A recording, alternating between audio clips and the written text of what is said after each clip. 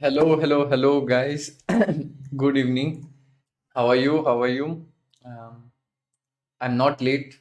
I'm not late. I'm on time. It's sharp 8 p.m. Welcome everyone to the stream. I hope everything is fine. You can hear me clearly. One second. I'll change the mic. Maybe it's not so good. One second. Let me just change that. Mm,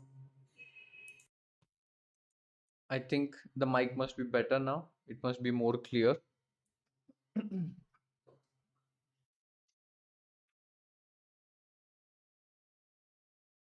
Yeah, so and the thing is, um, I don't know, since 1 month, I had some problem on the left side of my back and neck.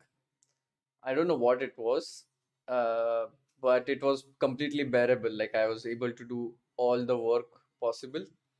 But last night, something happened. I don't know. It was a shooting pain in the in my neck, left neck and left back. It was terrible. So I was not even able to properly sleep. So and just coming before coming to the stream, I have taken a injection from my dad and some tablets. So it's better now. It was worse in the morning, but it's getting better. I hope it's nothing of too much concern. But yeah, like at some point I just have to keep it very steady. I think after some time I'll be able to remove because I just took the injection, so it should work. Yeah, as somebody pointed out in the chat, uh, the problems of getting old.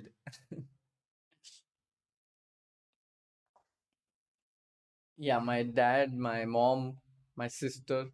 Well, my sister is going to become a doctor, but yeah, my mom, dad are doctors already. Thank you, chat, for your sweet messages. So I was very unsure if I do the stream or not. I was waiting until the last minute, but right now I feel better than the morning. So I see one message in the chat which says "rip." Guys, it's just like my neck is broken. I'm not dying. Please don't type "rip." ये क्या है? Uh, it's going to be fine, guys. Chill, just relax. Um, and yeah, so I was confused until the last minute should I stream or not, but I decided if the pain is not too much, I will do it. So now it's not too much because of the medicines they have acted, so it's fine. So it shouldn't be a problem. I have not played basketball. It's been a while. Um,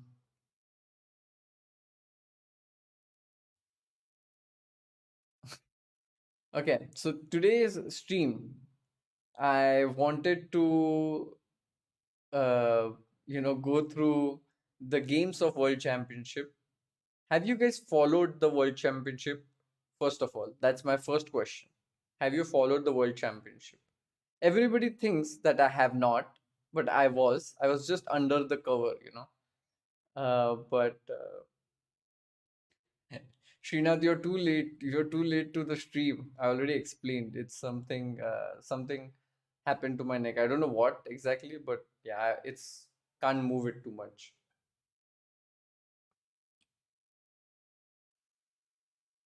Not much. Many of you are saying yes. So if you followed the World Championship, how did you follow? Like, were you watching it live when the games were happening? Were you watching the recaps after the game, or you're just seeing the result? Srinath is like, did the neck injury happen during the time under the cover? What is this, Srinath? Uh, Guys, please subscribe to Srinath's channel for good chess and bad jokes. Oh wait, I have to enable slow mode. One second, because the chat is I'm unable to read the chat. Thank you, Ragini, for pointing that out. Slow mode. So I watched recap of Levy. That seems to be one of the answers. One is like Anish's commentary. By the way, do you know that Gary Kasparov is also doing the roundup? If I'm not wrong, I tweeted about it. So if you want insights of that, you can check out um, Gary's recaps as well. Watching Judith and Anish. So I keep jumping. To be honest, I keep jumping between the analysis all the time. Some is it just me, or as Anish said, the sofa boys, their volume is low. I don't know, but when I hear Anish's commentary, it's very high. The volume is like perfect, and also in Vishy's commentary, sometimes I find the volume is low. I don't know. Oh, Sagar Dawn analysis. Oh, guys, do you know what is Sagar Dawn analysis? If you don't know, what are you doing? Do you know Sagar Dawn analysis? Till then, I'll read the super chat. Akshay Nathuji has said, I think the ghost which entered your body at National Library, Kolkata, is trying to escape your body and is stuck at your neck. Oh, this is a good one, Akshay Nathuji. Good one, good one. I like that. So, those who don't know what is Akshay Nathuji referring to, let me just tell you what it is. 1 second. You won't believe.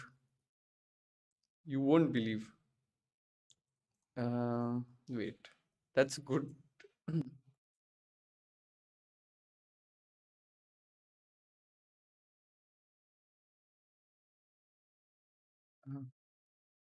Let me load it.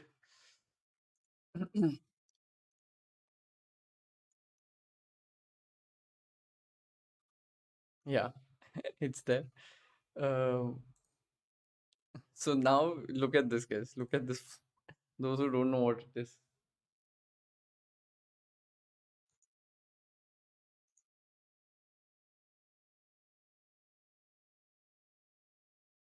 Yes, I thought that this ending was just, even with the pawn on c3 and the knight on d4, I thought you already seriously better. Yeah. Because that bishop. So, were you surprised with this plan of b5 and allowing you to exchange this knight on c4? Because after that, it was clearly better. Yeah, I was thinking he would go knight a4 then. I was considering c4, b4, knight b3, something like that. Instead he said knight c4 and This is the I was pretty creepiest happy thing about ever. that. Sure. And what happened in the third? I was pretty happy about that. Instead considering c4, b4, knight b4. What is this is the creepiest thing ever. I don't know what happened to me. I like to watch it on loop, okay?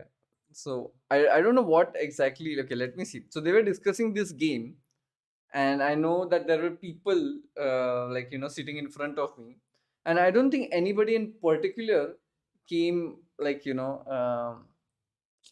my view. It was just like I was thinking about the game, and I don't know what. Suddenly I do So, this. were you surprised with this plan of b5 and allowing you to exchange this knight on c4? Because after that, it was clearly better. Yeah, I was thinking he would go knight a4 then. I was considering c4, b4, knight b3, something like that. Instead he said knight c4 and I Then was I come pretty back, I happy think, about to that. normal. Sure. Now I And come back to normal. what happened in the third game? It really looks like I'm possessed because for 10 seconds I'm just doing this, and then suddenly I am like, back to reality. What's going on? I think in the end he just blundered, but even if not for that, it's not so pleasant to.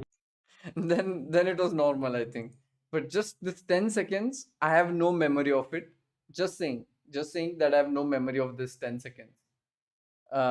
Something that happened, something. It's up to you. You can decipher it. But yeah, so this is what Akshay Natuji was referring to, that some ghost is trying to escape, and that's why my neck is in this state. Okay. But anyways, chat. I think all this is fun and games. But yeah, are you guys excited to see the recap? If you have not followed it 100%, like, my intention today was to make it chess centric, like to wait. Somehow the stream started playing on my phone automatically. You should not take this ghost things too lightly. Um, Anyway, so what I was saying, yeah, I wanted to make this today's stream very chess centric. Like I analyzed all the games for the past 2 hours, kind of, and I have some insights. Like why Nepo played in a certain way, why Magnus was selecting some lines. I wanted to go like deep into their thought process. Would you like that, or would you like just like a coverage which is just touching the surface? What is your preference? I did. Okay, I'm just reading.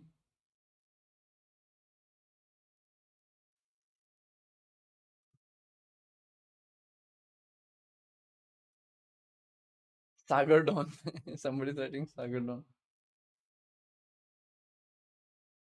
Looks like the session of horses ghost story stream. I have no idea about that, Mohit.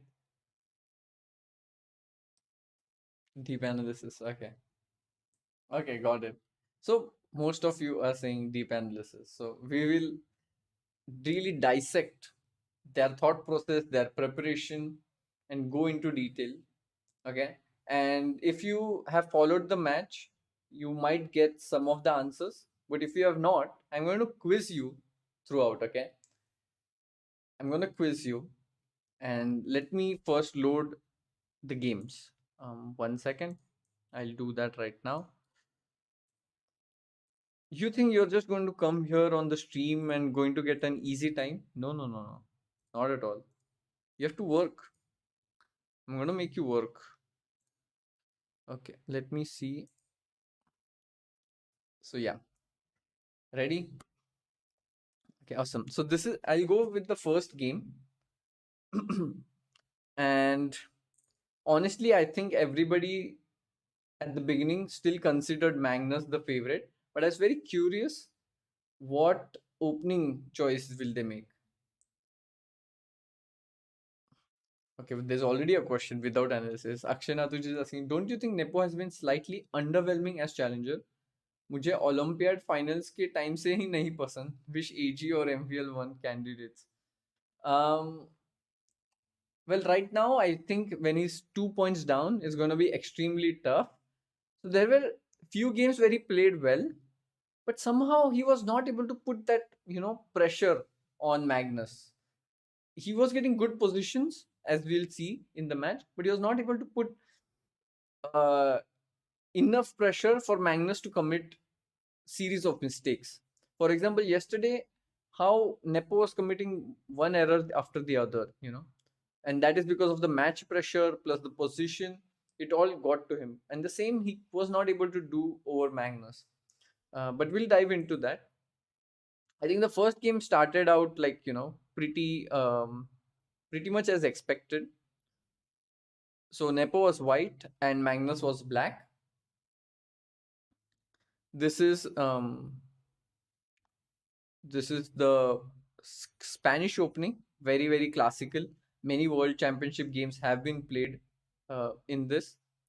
B5, bishop b3, and castle.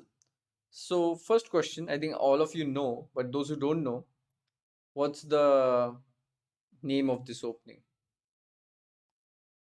It's very simple question, but okay. Let's start with simple, then I'll get to the tough one.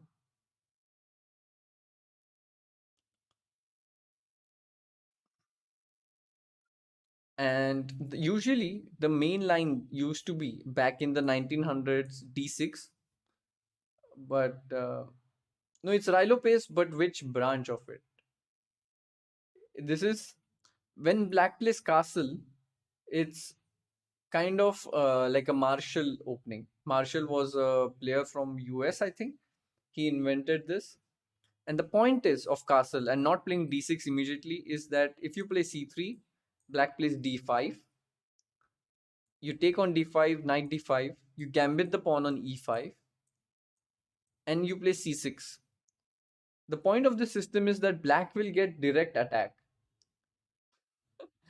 VD looks like one strict teacher. Oh no, what is this reputation? The point is like if you play d4, bishop comes here. rook e1, queen h4. So black gets a lot of activity for the pawn loss. This is called martial, and it's analyzed till draw. It's so heavily analyzed by the computer. It's very forcing, and that's why many people don't prefer to play it with white, because the games have been analyzed till move 40, move 50, all that stuff.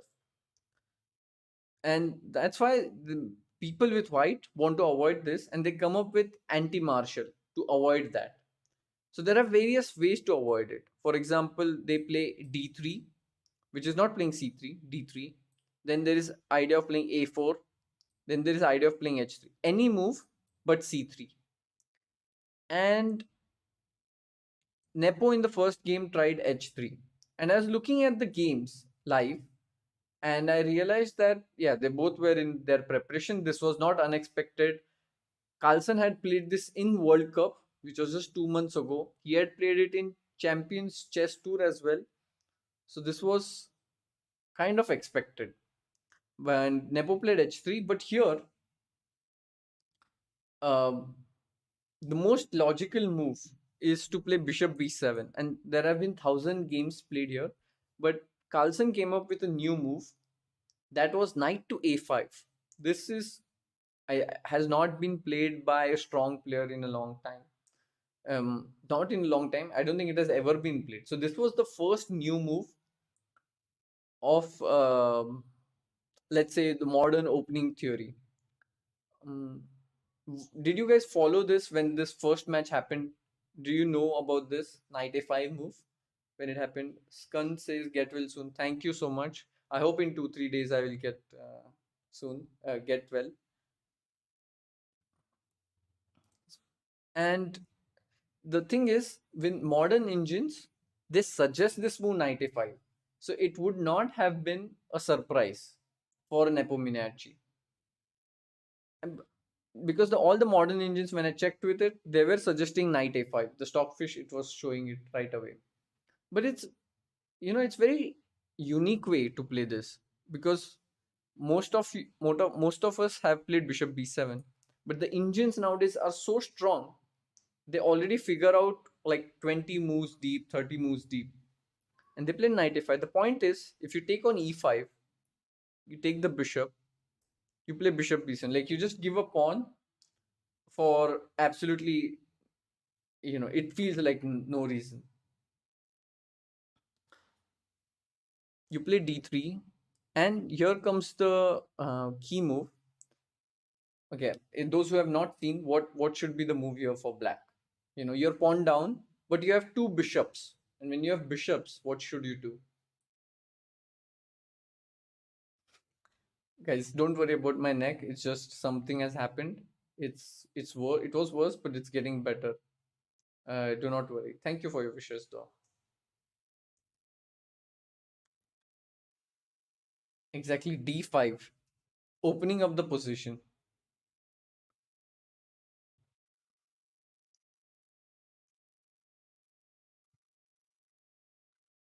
And now you're forced to capture on d5, e d5, queen d5. So black is the pawn down, but he has two bishops. And in chess, they say that generally two bishops are kind of better than, let's say, two knights or a knight and bishop, because they work really good together. They work in harmony. And although black is pawn down, he has the compensation for it. White played queen f3, and this was played all instantly. Black played bishop d6, and Nepo played the next move very quickly, but it's a very tough move. And even if you have seen it, I'm curious if you remember what move Nepo played. And okay, if you have not seen it, then it's amazing, because this is a good test position for you. It's white to move. Black has just played bishop d6. Now you should ask, what is the threat of black? Vivek Desai light.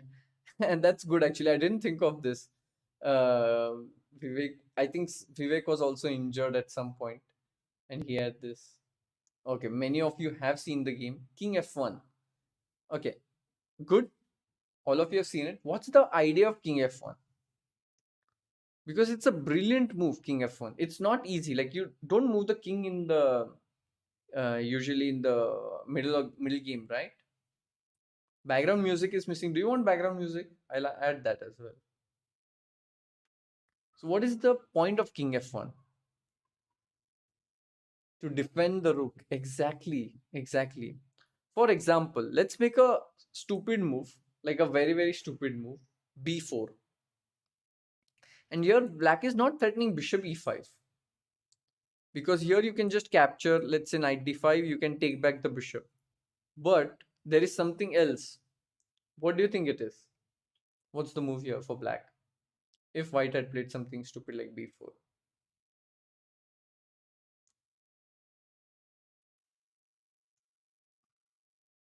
Wait a second, guys. I need to switch on the fan. It's quite hot. Bear with me, please.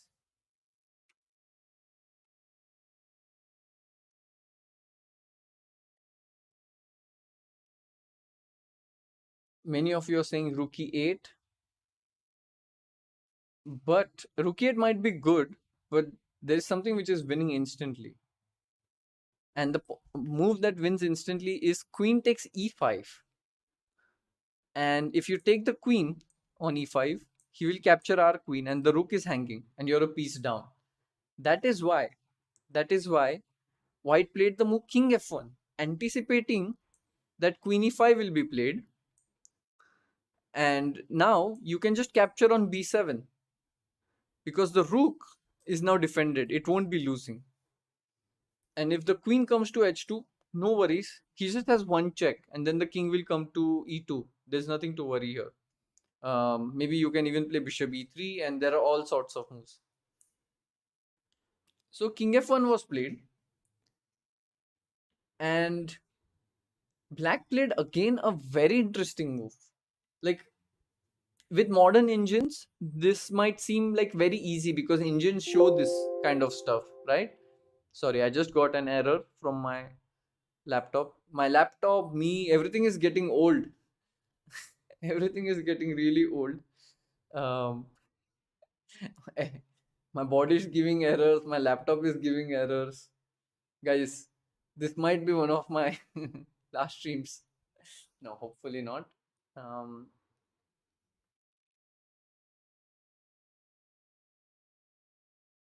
Black played an amazing move.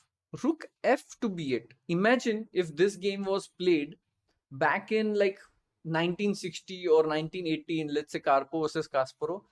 These moves will be appreciated so much.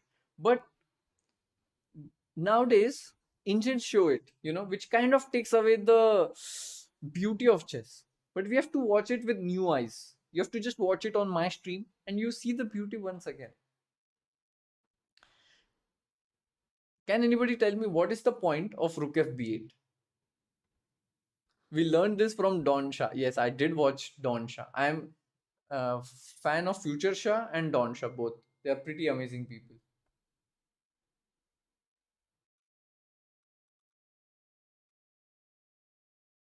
The camera is shaking, sorry.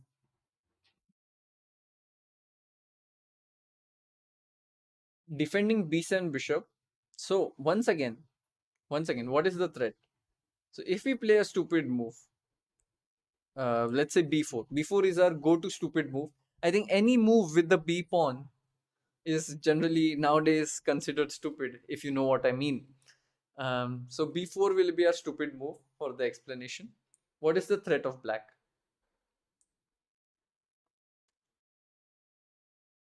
Exactly, queen takes e5. That is the point. Queen takes e5. And now you no longer can attack the b7 bishop because it is just losing. That's why rook fb8 was played, defending this bishop. What a deep move. AD is enjoying his marriage, guys. He's not watching my streams anymore. But the question is, why this rook to b8? Why not this rook to b8? If you go in depth, in chess, there is a certain logic. Every move has an idea. Every good move has an idea, not the moves which start with the b pawn. Every good move has an idea. Um, so rook b8, why it's not good?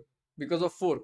If you have seen Sagar Shah Dawn analysis, then you would know that you take knight d5 and then there is a fork on b8 and f8.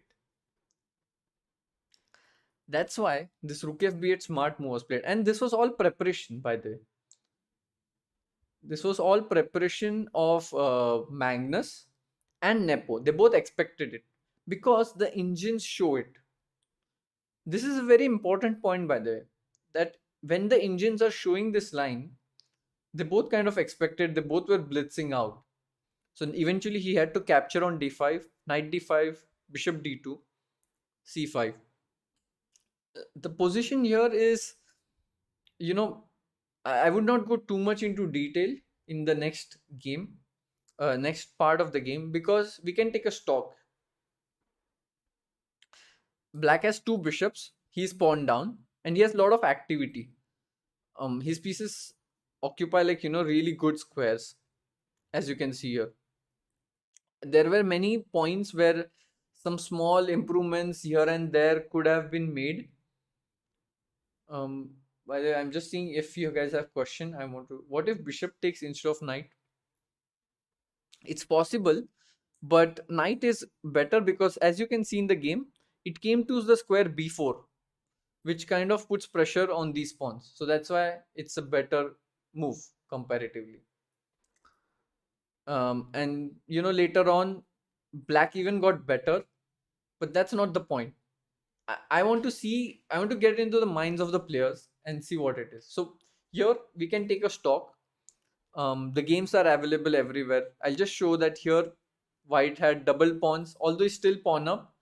The advantage is not so big, because it's very hard to create a passed pawn. And eventually the game ended in a draw. Magnus had chances. But let's take a stock of what happened in the first game. Nepo played e4, which was kind of expected. Nepo's main choice of opening is one e4. I'm just going to pin the message of Shrish. Thank you for answering that question, Shrish. I hope it helps all of you who's just joined in. And Carlsen played e4, e5, and Marshall. So Marshall is this line in Spanish. Again, it was expected. And here he played knight a5, which is a new move, but both the teams knew this move because the computer suggested. And then the game was like, it was a fight, but it was drawn eventually. But opening wise, it's clear both of them expected it, and it followed a path which did not surprise them at all. And it was a good fight, top level game. It ended in a draw. That's the first game. Now let's move on to the second game. But this point, what I said, that both of them kind of expected, is important, because when we'll see a pattern in the rest of the match that this does not happen often because of Magnus. Okay, let me just load the game. Okay. The game doesn't load for some reason. Just 1 second.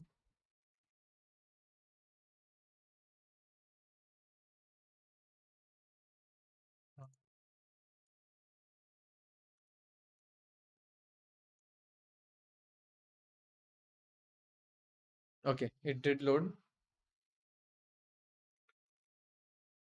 And now Magnus was white. I was actually kind of surprised with the move d4, but I assume that Carlsen's strategy is to he's not the player who likes to be predictable. He likes to jump all the time. So he played d4. He wanted to see what is Nepo's idea here. And Nepo usually plays, he's a lifelong player of Grunfeld. So, like, he has played Grunfeld, I think, since his childhood. And there are so many systems possible here. But Nepo wanted something more solid in the match. And that's why he went for the Nimzo Indian defense. I think it's very logical. It's one of the most solid openings played at the top level. And Carlsen played knight f3, d5. And already Carlsen's favorite move here is to play knight c3, but he went for the Catalan and he made Srinath happy. I am sure Srinath did not sleep that night in joy, because Carlsen played Catalan and he got 10 reasons to promote his course. But he played g3, which I found a little bit surprising. I was not expecting Carlsen to play Catalan because two reasons. He doesn't really play Catalan so often, and second, he played Catalan in World Cup. So why would he play something which he plans to play in World Cup, a World Championship, just 2 months before the match? So I was kind of surprised. Nepo played Bishop e7, Bishop g2, Castle, Castle. So there are many systems possible, but Bishop e7 is one of the most solid systems. Castle, Castle. Now you take on c4, Queen c2, b5. This was a surprise, kind of, because this line has been played a lot, but the main line here with thousands of games is to play a6, then a4, and then black plays bishop d7, queen c4, bishop c6. This is the main line, and there have been so many games that I've lost the count. Nakamura plays this line very often. Anish plays this line. Who else? Karyakin. Many. I think almost every top player has played this line. Liko, Peter Liko. You can just throw a dart on a player and he has played this line. But b5 is a rare move. It's not played that often. This was a surprise. And here you can already kind of see the strategy of Nepo. He's trying to go for lines which are very, very forcing, very direct. Against e4, he was trying to play Petrov, which was very forcing. And here he is trying to play b5, which is extremely forcing. He just wants to like not give Magnus a chance to get a game, kind of what they say. It's possible to do it with modern engines, but you need to have really, really good preparation. So it was very interesting strategy of Nepo. It generally he doesn't do such kind of stuff like going for a solid line and then just going for forcing stuff. But here came the second surprise. The main line here is to attack the pawn on b5, undermining it. But Carlsen played a move which surprised not only me, I think everyone who was watching. And if you guys have seen it, what did he play? Okay, everybody, I'll try to remove this now. Let me see if my neck holds on its own.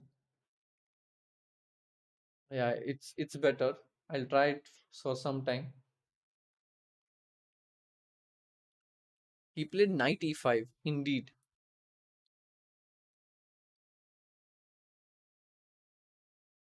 Um, and here, actually, engines, they give like black is already better, kind of. And I feel Nepo or Nepo's team might have checked 95, but they checked it fleetingly because it's not one of the main moves. And here you can already kind of see the strategy of Magnus. He wants to get away from the opening as early as possible. This is not just one game, but as you can see in the rest of the match, he tries to do it. He's always the first one to surprise Nepo. And the thing is, he's even ready to take like kind of slight risk sometimes with this move 95. It almost backfired in this game, but he was ready to do it because here the main move is he can play c6 or knight d5. So black played c6. The point is, if you capture this pawn, you have wasted two moves to bring your knight here, and it's just not good enough. Black will play bishop b7, and he has a lot of activity. This pawn is hanging. So Carlsen decided to reinforce. He played a4, attacking this b5 pawn.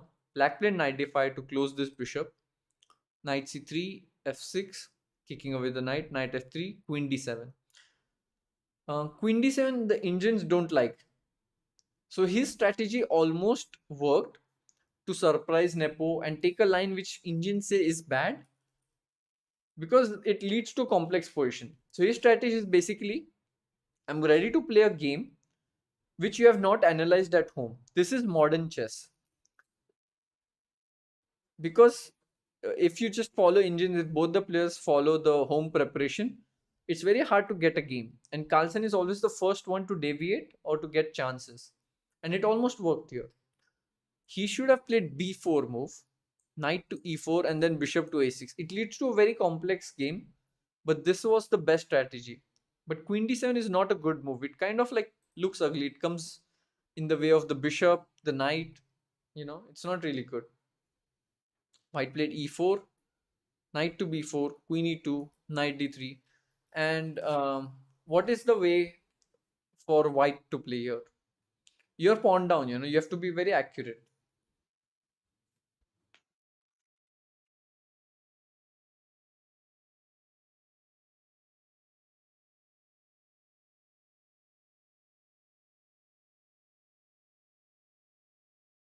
So there is a question. You have a lot of events lined up: World Rapid and Blitz, Tata Steel, and the Grand Prix. Can you please give your thoughts on each events, like the competition format, etc., in detail? Probably in some other stream, Divya, because going into detail of all those tournaments right now won't make sense. When you're pawn down or you're materially down, you have to act quickly because time is of an essence. Here, the advantage white has compared to black is that he has more development. His pieces are more developed. But if he wastes time, then black will just play bishop b7, knight develops to a6, he'll develop his pieces, and then the advantage is not there at all. So you have to act very quickly. Manda says, take a rest, VD. Please don't stream when you're unwell. Don't worry, guys. If I was unwell, if I was really unwell, I would not have streamed. But I feel like I'm in the position to stream. So, no problem. Yeah, e5 was played. E5. That's a good move. The point is that you want to open this bishop, put pressure here immediately. And there are very, very funny lines. So, this strategy which I said that when you're materially down, you have to act very quickly. It's shown here. So, if black had played f5, in the game he played bishop b7. If black had played f5, how do you think white should have played? This is a good test.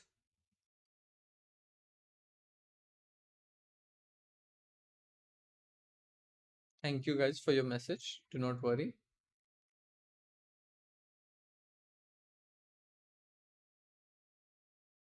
So you're pawn down, you have to act very, very quickly. It's white to move.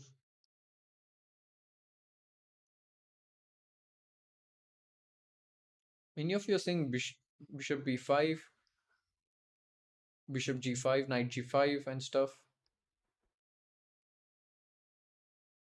d5, interesting. The key idea here is, what is the most active piece of black in the current position?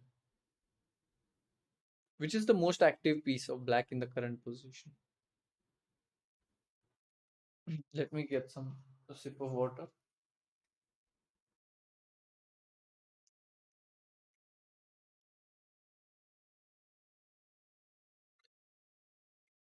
Exactly, knight on d3. Knight on d3 is very annoying because it kind of like, restricts white pieces a lot. But if you try to exchange immediately knight e1, you can just capture and play something like bishop b7, and it doesn't really put so much pressure. So you have to combine an attack and then play knight e1. And if you play b3, then for example, I think he's not forced to capture here. He can just leave it, or he can just develop maybe even bishop b7. I feel he can just take rook c1 and play b4, attack the knight. When the knight moves, play c3, and this is completely dominating the knight. So there is a combination possible. So let's say I see somebody in the chat, chess players coach, has said AB, CB, Now that this is open to play knight e1, very interesting, very interesting, good idea. But here black will again play knight c1 and attack the queen. You're forced to capture, and then he will play bishop b7. So, is there a way to improve this even further? Instead of knight e1, knight e1 is good by the way, it's the second best move. Is there a possibility to like add one more intermezzo, one more in between move? Chess is all about this, this combinations.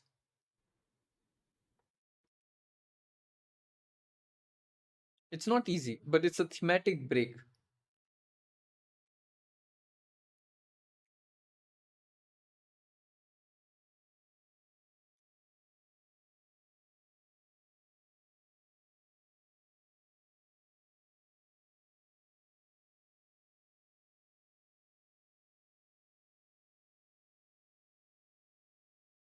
Bishop d2 is too slow, Yuki. It's too slow.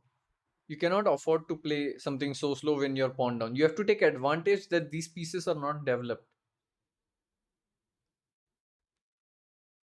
Energy, you have to play like Kasparov, guys. You have to have Kasparov, channelize your inner Kasparov. How would Kasparov play? He would go for the initiative, go for the attack. You should play the move d5. And it might look very strange, but the point is if ed5, then you play knight e1, attack this knight on d3, knight takes c1, it's fine. You can take back. When the bishop comes to b7, you can just play rook d1, for example, attack this, or you can play this move e6 first. Actually, e6 is the point. You attack the queen. I don't know where the queen can go. Let's say queen goes back to d8. Then you can play rook d1, and there is huge amount of pressure here. Of course, it's not easy. So don't worry if you did not get it. But it was just to show that when you're materially down, you have to think differently. You cannot play slow moves like, let's say, bishop d2 or bishop e3 here. Sometimes you can, of course, there are a lot of exceptions in chess, but this position demanded that you play fast, you play with initiative, because you have to get back something. You have advantage of development and you have to capitalize on that. So Nepo played bishop b7, covering this diagonal. But the downside is now that white can take on f6 and ruin the pawn structure. So white played knight e4, knight a6. By the way, 1 second, I wanted to show you something very interesting. So just 1 second, here. So this is the position. How would you play? In the meantime, I'm going to load something interesting. Okay, just 1 second. Think about it. It's white to play. How would you play? Mm, I have an idea in mind which I wanted to show.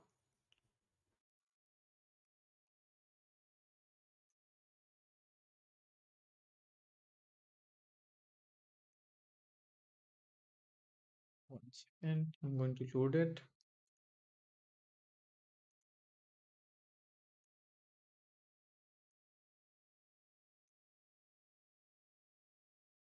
Oops, sorry. Sorry, guys. I completely ruined the setup. Um, am showing my noobness here.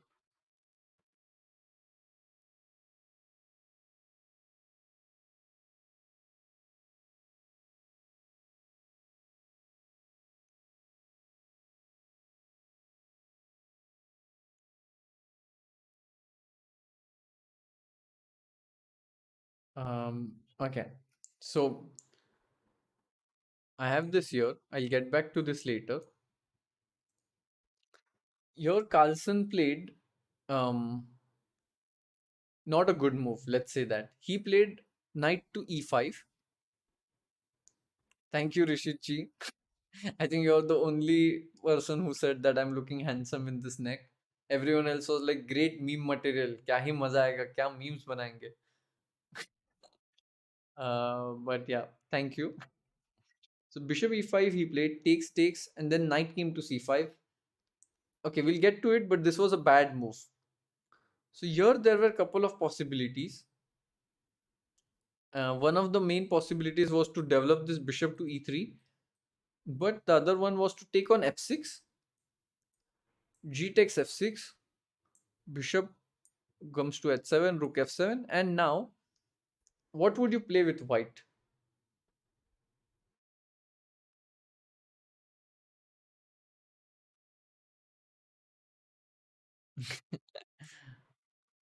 I guess he said in sarcasm, of course, but I'll still take it, still take the compliment. This is not a new merch, this is the old jacket I could find क्योंकि नासिक में बहुत ठंडी है, 20 degree का temperature है अभी तो. Again, you have to think which is the most annoying piece in this position, you know. Shout out to Kasparov Chess. I'm analyzing this game on Kasparov Chess. I'm going to show you why it's very cool later on in the stream. First of all, it's very cool because Kasparov has made a website, Gary Kasparov, the legend.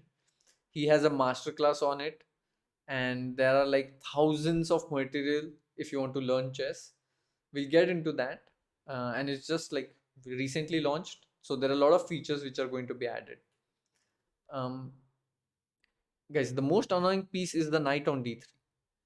Every piece here is kind of well placed of white, but just this knight on d3 is kind of annoying, so you should have played knight e1. I'm sure, I think Carlsen uh, stopped calculating at some point here because he did not see a way to proceed. If you play bishop h3, which is kind of a good idea, but black simply plays rook e8 and defends it. The problem is you can't get the rook here to attack on e6.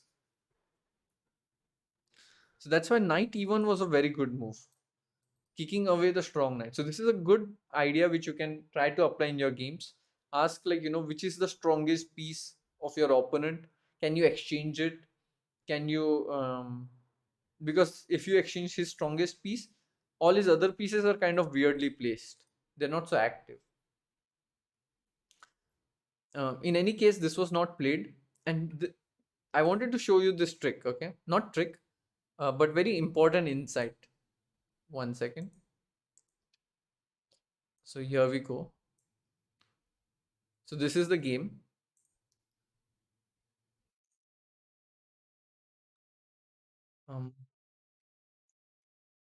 So look at this. Look at the time.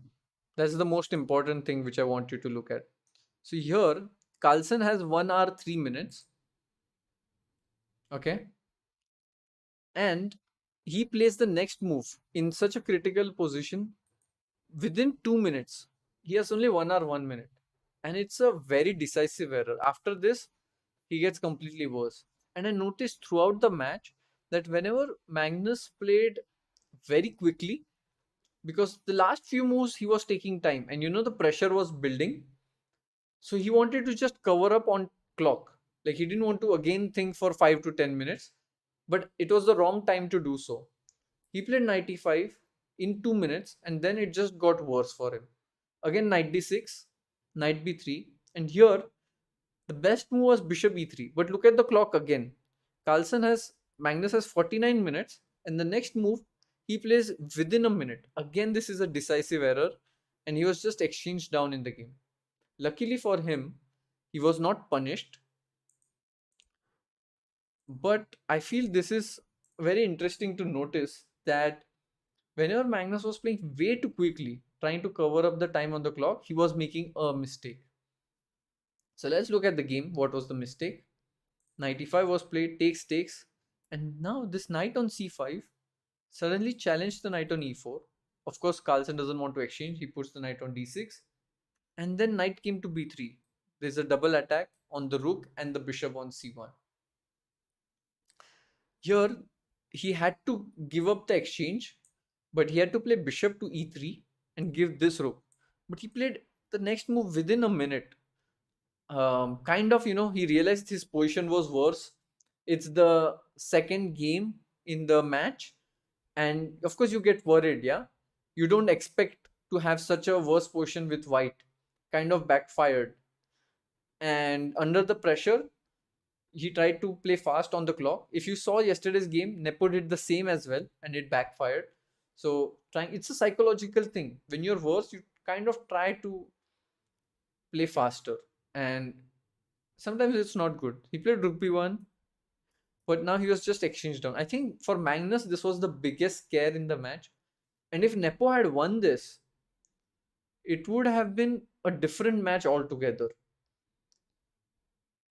And I feel Nepo missed a big chance in this match.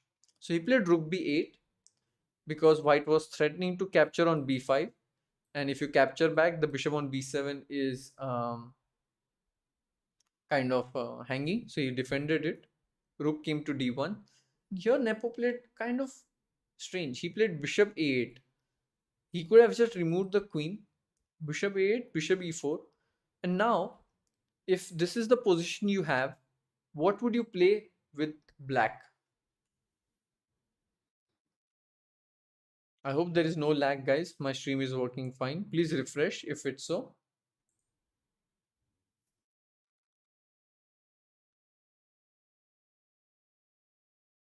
I'll just get a sip of water till then.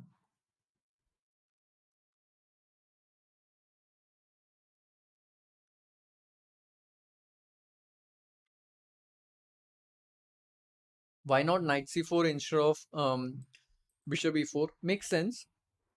I think the point is that if you play knight c4, black will just move the queen to e7.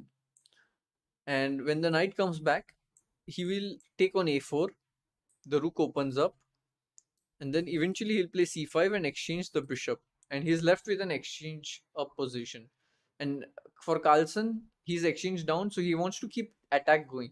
That's why he played bishop e4, eyeing the king. And Nepo here missed a big chance. G6 is suggested by many of you, but I think the simplest here was queen to e7, removing the queen from the pin. Very natural, but I understand why Nepo did not do it. So, what is the most natural move that comes to your mind after queen e7?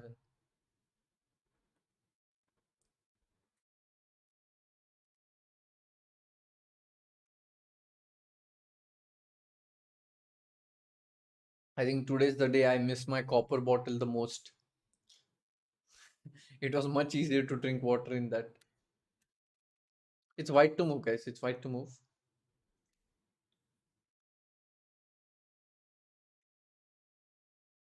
Exactly, queen h5. Because your last move was bishop e4.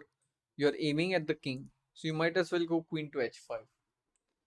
What would you play with black? Again, the most logical move.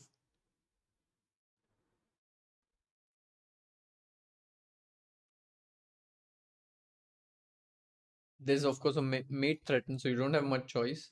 If you play h6, then the queen comes to g6, and there's checkmate. So you have to play g6. But of course, Carlsen or white doesn't go queen h5 to just come back. Bishop g6. And now, what would you play?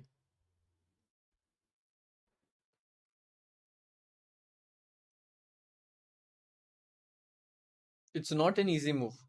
The world championship challenger could not find this continuation. So please take it easy on yourself.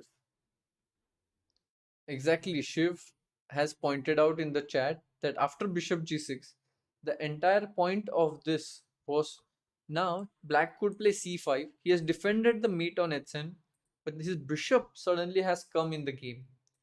And the bishop is now threatening to come to f3, and there is all kind of attack possible. But when you're calculating, when you're looking in the game, you only see the forcing moves. You see g6, okay, he takes, then I take, then he takes. Okay, my king is attacked. Let's say I move the king, then maybe his rook comes to d4. There is some checkmate ideas. My king looks very weak, and you drop off. But had he seen that after bishop g6 there is c5, I'm no doubt sure that Nepo would have played this move. And here it would have been very dangerous for Magnus. And this was a very, very key moment in the match for Nepomniachtchi. He missed this chance and he played a very strange move, c3. I mean, I still don't understand what was the point of this move. I still struggle to understand c3. I maybe have to examine the match closely to get it. But Carlsen played queen c2, attacking here and h7. Of course, h7 is precious. So he defended this. He took the pawn, queen a4. Now, in the last few moves, if you see, black had these pawns which were kind of like, first of all, extra material. But then he played this c3, and then all this advantage is gone. This knight on d6 is so strong that it dominates both the rooks. Luckily for black, he still is exchange up, so he could afford to give back some material. But he already lost too many pawns in the process, and now white was the one who was putting the pressure. But eventually it was draw because black could give the rook for the knight. I'll not go too much into detail in this position, but what happened was that eventually black gave the rook and it was a even position. White tried this trick, but the thing is, when you have the pawns on the same side, it's impossible to create a passer. And if you exchange queens like it happened in the game, it's a draw 99.99%, which was the case here. And that was it. So big chance missed by Nepo in hindsight. And it was a position which was in Nepomniachtchi style, complex fight. But I think there are two key observations here for me, that Magnus's opening choice with 95, he's the first one to deviate always. He likes to deviate quickly. Nepo handled it well. He wanted to go for forcing lines, which kind of worked here. Um, then Magnus made mistakes when he was trying to move too quickly. That was another key thing. When he was playing with like 1 minute, a move within a minute or 2 minutes, those were not good, especially considering the position. It was not a simple position.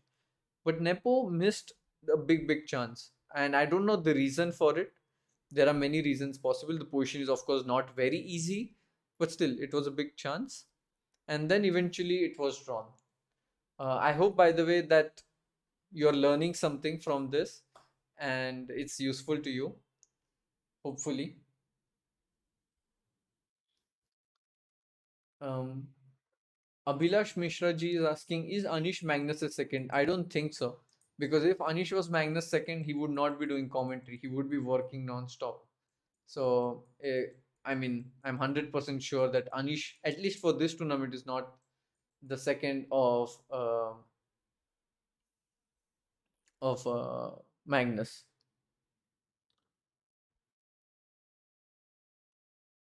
Language of gods, I must say. So yeah, this was only match 2, and then match 3 was, the thing is, with whenever Magnus was white, it was a very complex game. When Nepo was white, the games were not so complex for some reason. By the way, guys, I'll just show you a quick preview before we move on to the next match. कहाँ गया कहाँ गया कहाँ गया एक second 1 second.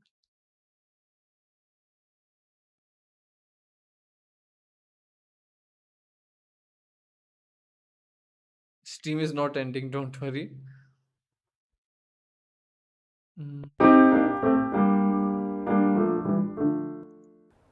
Oh, I think in late 70s.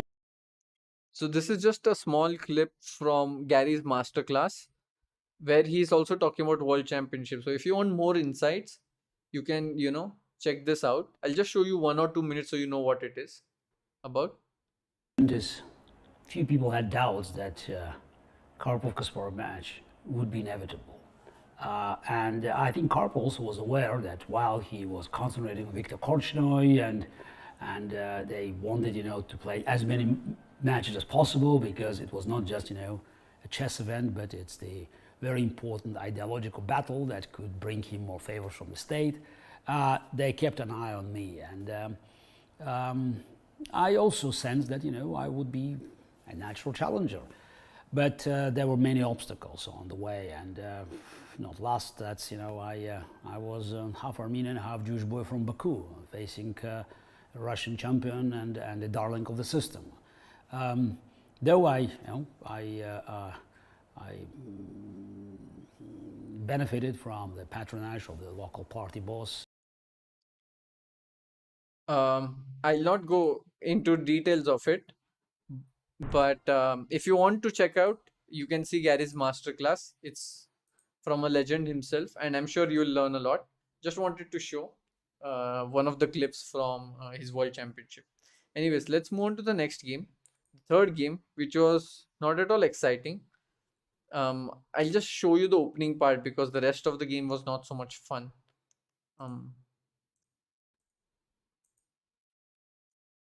I hope you can see it. So again, it was the Spanish opening. Again, it was Marshall. But here, Nepo Minachi changed. He played the move A4. In the first game, if you remembered, H3 was the move played, and Nepo tried a different system. A4, bishop B7, D3, D6, knight D2, and this is all standard. And the most common move here is knight D7. And the idea is to bring the knight to C5, attack the bishop on B3. But Carlsen played rook E8.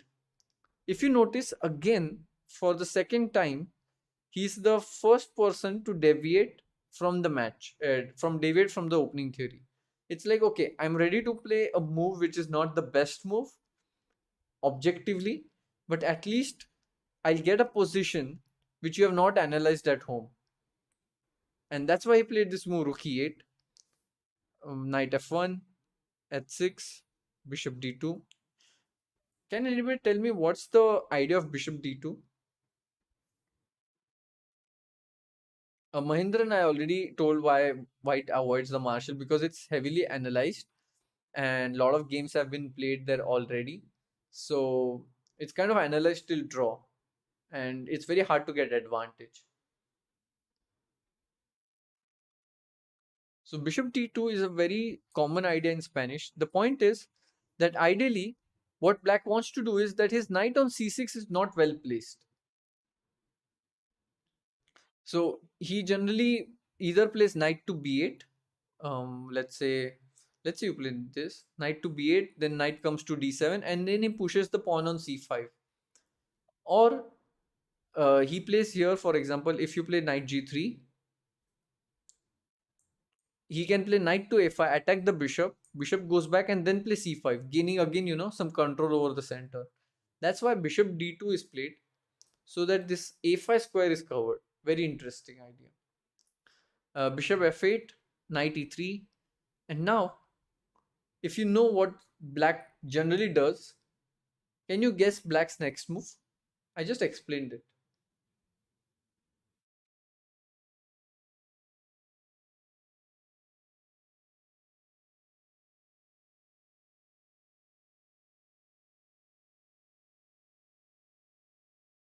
Yeah, g6 is possible to get the bishop here, but one of the main ideas for black is to solve the problem of this knight on c6 and push the pawn on c5. If he gets that, he's okay. That's why Magnus moved the knight to e7, threatening to play c5. And also the knight can go to g6 in future. But white played c4. Here, Anish and the engines were suggesting a very interesting idea of playing g4, g5.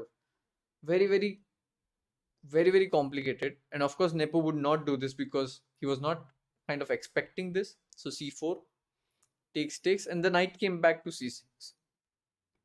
I'll not go too much into detail. Rook c1, a5, bishop c3, and here, okay, this is a very nice test. So rook c1, black played a5, white played bishop c3. What is the idea of bishop c3? On which website are you showing us the game? Pranchav, this is Kasparov chess website. kasparovchess.com. It's a very educational website. If you want to improve your chess, They have huge amounts of material which you can check out. I have recorded, like, I think, how many videos? 138 videos, 138 audios, something like this. 138 position. Yeah, I have analyzed 138 position on the website. Anish has analyzed, Levon Aronian has analyzed, Tanya has analyzed, Sopiko has analyzed. So many Vashir Lagrav. He has a documentary on the website. So yeah, you can check those out.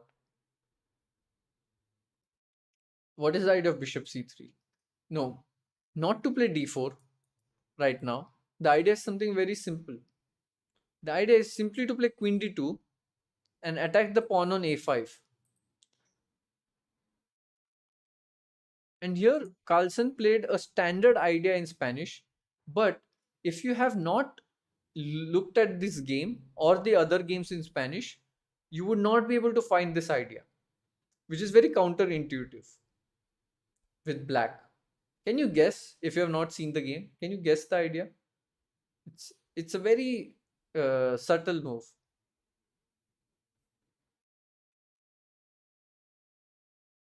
Again, I'll get some water.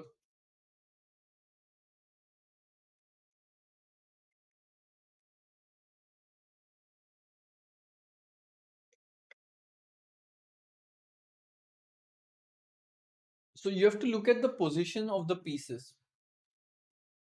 Um, let's say the bishop on f8. Um, it can go to g6, bishop g7 in the future. You can improve that. The knight on f6 is kind of well placed now. It attacks e4, so it stops white from playing d4. The rook on e8 also indirectly does it. The rook on e8 protects the pawn on a5. The knight protects the pawn on a5. The queen, I mean, right now it can be improved, but there is no immediate way to improve. But the bishop on b7, it looks like it's developed, but it's kind of hitting a wall with this. So he rerouted this bishop to c8. And now, if the bishop comes to e6, it's much better than what it was on b7. It kind of puts pressure on this knight and bishop. So let's say white had played queen d2, black would bring the bishop here, pin this knight, and if you capture on a5, you would take this bishop, knight takes, and then even take the pawn. So indirectly defended the pawn on a5 with this way. So bishop c8, a very strong idea, which kind of neutralized the game. It's a very standard idea for a grandmaster, let's say, but if you have not seen many games, it can be very interesting. So it's an idea you should know. Just basically look at the pieces which can be improved. And here on e6, the bishop was much more powerful. So it forced Nepo to open up, but it led to a lot of exchanges. And eventually it was an end game where, although there are double pawns, but there is too little material, and it was eventually drawn. So this was game 3. Again, Carlsen deviating, and this led to game 4, which was also very interesting. And I think already everybody was like, okay, so many draws, so many draws. But it's like the tension is building up of the match, because if a player takes like a 2-point lead at the beginning of the match, it's not so interesting, right? So it's kind of the tension is building, so many draws, and then a player wins, which happened in game 5. So after e4, Magnus again changes his first move. From my experience of watching the World Championship matches, Kasparov was a player who played e4, d4, and even knight f3 in World Championship matches. He kept changing the moves. But let's say if you take the match of Vishwanathan Anand versus Kramnik, they both were playing the same moves. Kramnik was continuously playing d4, and Anand was also playing d4. They had like a deep preparation in one of the moves. Against Topalov also, Anand had, I think, d4 as the main move. Last World Championship, Caruana was also playing only one e4 and attacking the Sicilian. Carlsen was also playing continuously Sicilian. But here in this match, Carlsen was playing d4. Now he's playing e4. Why do you think he changed immediately? Because it's like trying to attack on the right side and on the left side just to see which side is weaker. And here Nepo revealed his cards and he showed his intentions of playing the Petrov, because his main idea or main opening is the Naidov variation, but it can be very risky because it's Sicilian, yeah? It's going to be double edged. But Nepo's idea was to play Petrov, knight f3, knight f6, takes d6, knight f3, knight e4. This is the Petrov variation. But somehow I did not like this system because I know I have played Petrov myself. It's a very it looks, everybody thinks that this is a very forcing line, it's usually ends in a draw and stuff like that, but it's not the case. In fact, let me show you that. Let me just open this up. um I have something interesting that I want to show you. uh okay, take a second.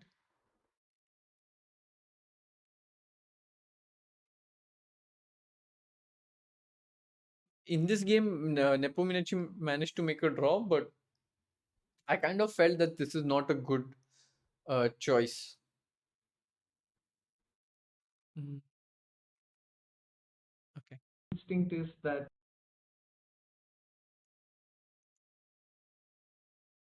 One second. Excuse me, please. Uh, where did it go? Where did it go?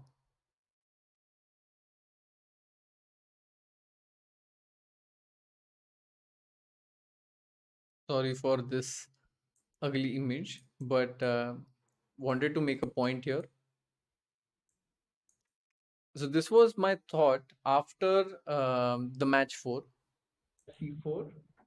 But my instinct is that in Petrov there are so many ideas that can be possibly tried, like many one game ideas.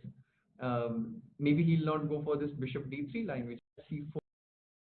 So basically, the point was that I felt already in the match that Petrov will not suit Nepo because there are so many ideas that are possible, and exactly that is what happened yesterday. Nepo Minachi, he lost and got caught in opening preparation of Magnus. So I already felt when in this game 4 I saw Petrov defense that this is going to be risky. But in this game it worked out. Um, Carlsen had prepared. This is all standard opening theory: bishop f5, queen b3, queen d7, knight c3, takes, b6, cd, cd, queen b5. The idea of queen b5 is to stop knight d7, because if you play knight d7, there is knight h4 attacking the queen, and the queen protects the knight on d7. So if the queen moves, you can just take the knight. So that's why black plays queen d7, a4, captures a5. And now if you take knight a6, it kind of leads to a draw. But here Carlsen again had a new idea prepared, and he played knight to h4. A very interesting new point. Um, the point is, of course, to come to f5. So black played g6. Can you expect? Can you predict what's the plan of white of knight h4? Can you remember it, or can you find the idea? Why knight h4, g6, and then what next? Is this Vivek Desai stream? No, guys, I'm not Vivek Desai. Uh, I'm not bullied by Samay Raina. I mean, I am bullied by Samay Raina. That is the true part. But I'm a chess player, not a magician.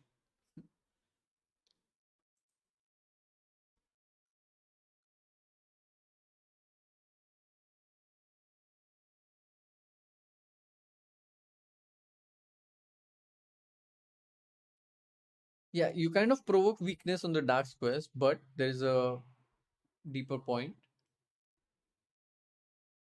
G4. Um, what's the idea of G4? It looks very smart, but what's the idea?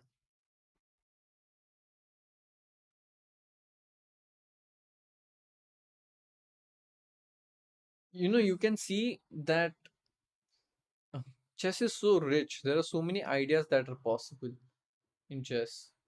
It's just amazing. Yeah, the point is that this knight on h4 is not good. You want to develop it to e3, which puts pressure on d5. Knight d7, knight g2, black played rook fc8. And here he is not in time to play knight e3 because the c3 pawn is hanging, but he played bishop f4. But if you notice, in all the games that we looked, and if you have to simplify the ideas, it's basically improving the position of your pieces all the time. It's just more sophisticated at the top level. It's more precise. But even if you have to improve your game, you should just think of your pieces and see how can I improve the position of it. That can be a good takeaway if you want to learn from the grandmaster games, because knight here is not doing much. And then you play knight h4, g6, g4. Once the knight comes to e3, it has a very very strong attack on d5.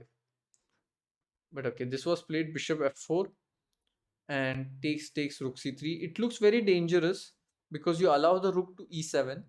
But the problem is that white is just little bit short of gaining advantage. Let's say it takes on b6, rook comes to b8, the knight moves somewhere, and then this pawn is captured, then this pawn is also weak, this pawn is also weak.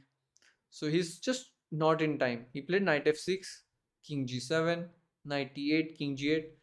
I thought maybe they'll repeat, but Carlsen played the move d5. Of course, you cannot take on d5 because of check, and the rook is lost. But um, after d5, Nepo played a4. Now this a pawn is very dangerous. Knight f6 check, king g7, g5, solidifying the knight on f6, a3. And this pawn on a3 is equally dangerous as the pawn on d5. So eventually Magnus just repeated, and it ended in a draw. So it was again a good idea by Carlsen, but I credit to Nepo in this game. He was under pressure from the opening, but he defended well. So he was playing at a good level. At least so far in the match, he was playing at a very good level, and he managed to hold Carlsen comfortably. That too. This was game 4. Then game 5 came where Nepo was white. But somehow I feel, Nepo with white is he's getting good positions, but he was not taking full advantage of it. Again, no surprises here. It's the Spanish defense, anti-martial a4, and again Carlsen deviates first. So if you remember in game 3, he played bishop to b7. Now he played rook to b8. The point is that now after AB you can just capture with the A pawn and the rook is not hanging. But of course this gives white the A file, which is an extra advantage. Takes. Carlsen had played this in World Cup against Duda, so it's not a surprise Nepo's team had prepared this. He played h3, d6, c3. White wants to play d4 to get the center. That's why Carlsen played b4, attacking this pawn. White played d3, captures. Then Carlsen played d5, knight d2, takes. And here I have a feeling that both of them mixed up their opening preparation. These moves are all normal. They had it on the board, but I think Carlsen forgot his opening preparation here. Here, the main move which Indian suggests is to play h6. It's kind of a useful move. Let's say in future when the rook comes to e8, there will be no knight g5, and it's a useful move. But Carlsen played bishop d6, defending the pawn on e5, but it's inaccurate because first of all, here Nepo could have played bishop to a4, attacking the knight. If the knight moved, then knight to c4, attacking the bishop and the pawn, and it was very very dangerous. But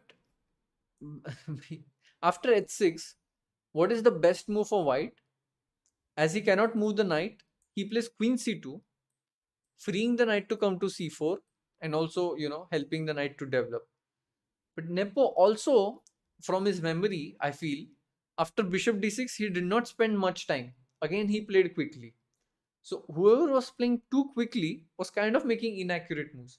He could have played knight to c4 and bishop to a4 and then knight to c4, and he would have got an advantage, at least slight advantage. But he played queen c2 instantly after this, which is not correct.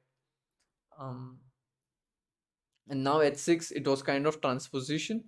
H6 is not a good move. I think engines were suggesting that black should play bishop d7, queen to c8, and exchange this bishop on b3. Exchange the most active piece.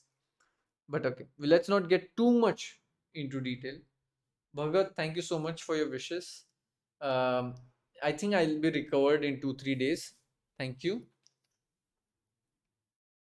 Bishop d6, queen c2, h6, takes, knight g3, knight g6. Okay. And here, when I was watching the game, I thought that Carlsen is in big trouble. It looks very equal.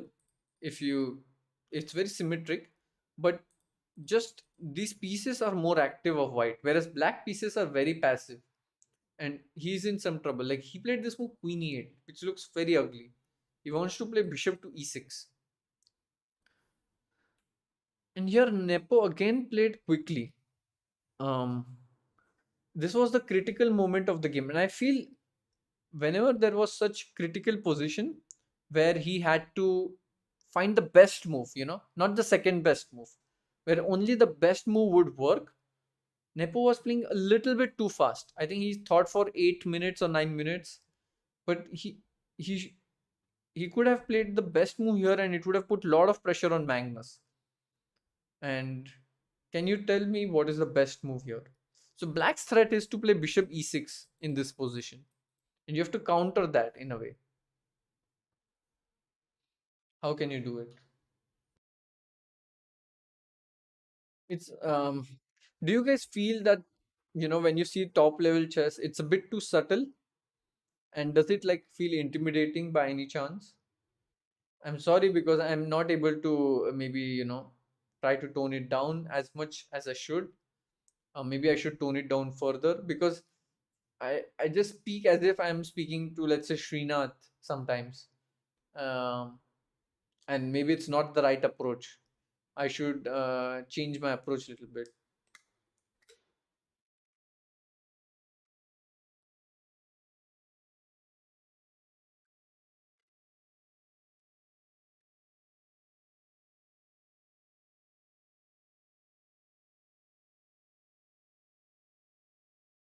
I don't think Kunal, he is afraid. It's just about seizing the right moment. Sagar by Dawn analysis is epic, by the way. Those who want, like, clear cut, straightforward analysis, I would definitely recommend Sagar Dawn analysis if you have not seen that. Exactly. Everybody was saying c4. The point is, after c4, of course, naturally, c5, I got bishop ko attack hai. There's an attack on the bishop. And if bishop to e6, now you can't play c5 because the bishop on b3 is hanging. What would you play with white here?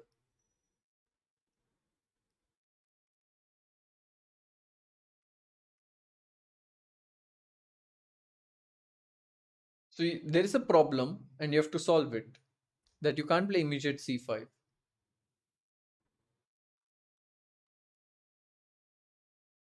Thank you, Barjun. I will take that into consideration.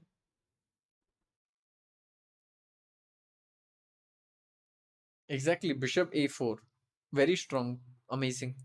Good, guys. You develop the bishop with a tempo, and on the next move, you can play c5. And this would have been very dangerous. For example, if the queen comes here, the bishop is already trapped on d6. And I don't know how Magnus would have countered this. It was, by the way, I have a very interesting puzzle. Okay, positional puzzle. Let's say black plays c5. Um, this is a theme which we saw throughout the stream. So if you have been watching the stream, um, it can help you. So black has just played c5. Okay, look at the position. What would you do with white? Okay, take your time. Sadiq, yeah, chess engines have made chess easily understandable to the general public, but at the same time, I feel the respect for the grandmasters has gone down because of engine, because you expect them to find the best move, but in practice, it's not possible. Knight e2 c3 is d5 is possible, but knight is already well placed on g3, which is a piece which is not well placed for white. Can you improve it?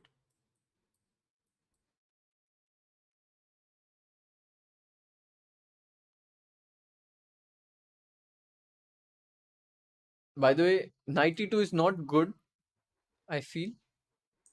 It's possible. It's possible. Yeah, bishop on b3. This is like a pawns. You play bishop to a4. Let's say the queen comes here. Can you improve the bishop even further?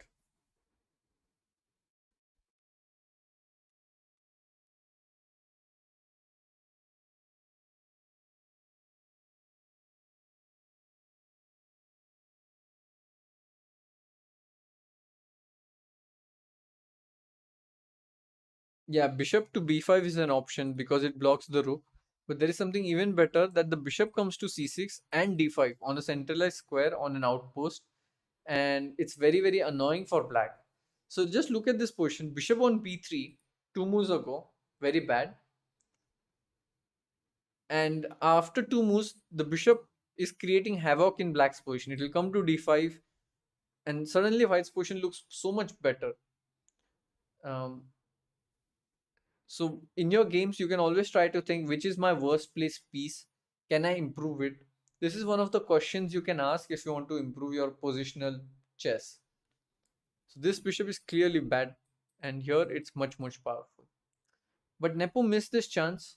He did not play c4. He played rook d1. But the black got bishop to e6. He went bishop a4 trying to attack the queen, but bishop d7. And once this bishop was exchanged, white is still slightly better because this bishop is more active than this bishop on d6. But too many pieces have been exchanged, and it's very hard to take advantage of it. So eventually, after a lot of exchanges, black was still worse, but it was within the drawing margin, and the game eventually ended in a draw, in a perpetual. So I feel again Nepo got a good position out of the opening. He had chances, but the critical moment he missed. In game two as well, with black pieces, in critical moment he missed the chance. So it's not like uh, Carlson was getting flawless positions, not at all. But yeah, just the problem was the capitalization was not done. And then there was game six. Um, did you guys watch the game six live? I did not, and I regret it. I regret not watching the game six live. It was such a roller coaster. I mean, when I saw the tweets the next day, I was like, oh no, what did I miss? I missed such a big opportunity. Vinayak is saying your analysis is amazing, showing beauty and subtlety of chess. Thank you, Vinayak. Thank you so much. Very encouraging to read that. Watched full 8 hours. Loved the coverage. Watched the game till end. Oh my god. Wow. Guys, whoever watched 8 hours of the entire match, claps from me. It's not easy to do. You're a true chess lover. It's insane. I myself did not watch 8 hours. I watched until a certain point and then I slept off. I was just following it like briefly. I was not like going, deep into it. So, uh, kudos. I think you, even if you watch 3 to 4 hours or 6 hours, as you be saying, uh, you did much better than me. And I regret it so much somewhere that, oh no, this was such an iconic match. and the feeling of watching it live cannot be, replaced by watching it later on. Like now you can of course try to understand it, but it's not the same as watching it live. Like the emotions are just next level when you're watching it. uh, but yeah, happens. Vishy was too funny at the end, he could not stop laughing. Oh really? Oh yeah. um yeah, missed opportunity for me. So d4, knight f6, knight f3, d5, and Carlsen on move 3 managed to surprise Nepo. How cool is that? Like, it did not work out the best, but still he managed to surprise on move 3. He played the move g3. Brilliant concept, because there are many moves here for black. He can play c5, he can play bishop f5, but let's say if c4, e6, g3, bishop e7, bishop g2, castle, castle, this would lead to game 2, you know. And Nepo, of course, Carlsen predicted this, that he wants this setup. So Carlsen played g3, and Nepo went with e6, bishop g2, bishop e7, castle, castle. And if c4, it would transpose to the line, which Nepo was prepared. But Carlsen changed with b3, and he changed with a move order trick in the opening. And it's not easy, guys. Believe me, take your opponent out of the opening preparation, especially in a world championship match where they are preparing for 2 months. They have huge team of seconds and trainers, and to take them out with some clever opening idea is very interesting. And this is one of the specialty of Magnus. He played b3 already on move 7. I think Nepo was out of his opening preparation. Move 6, in world championship match. So that's an achievement. Although the point is that this does not give advantage, but still, it's at least something which is not analyzed by Nepo's team at home. This has been Carlsen's continuous strategy in the match. c5, takes c4,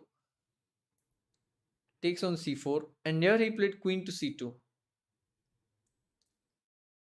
Of course, you don't want to take with the pawn, and then this pawn is kind of like, these are kind of like islands, and it ruins the pawn structure. So queen to c2, queen to e7, and here the most natural move is queen to c4, but black would play b6 and develop the bishop, and the game is kind of okay. But he played knight to d2, again putting pressure on Nepo right from the opening. So with white, I like the strategy of Magnus. He's putting pressure on black, especially in World Championship match, which is not easy. So I like the creative thinking which was done by Carlsen's team or Magnus himself. And here Nepo thought for a lot. Do you think?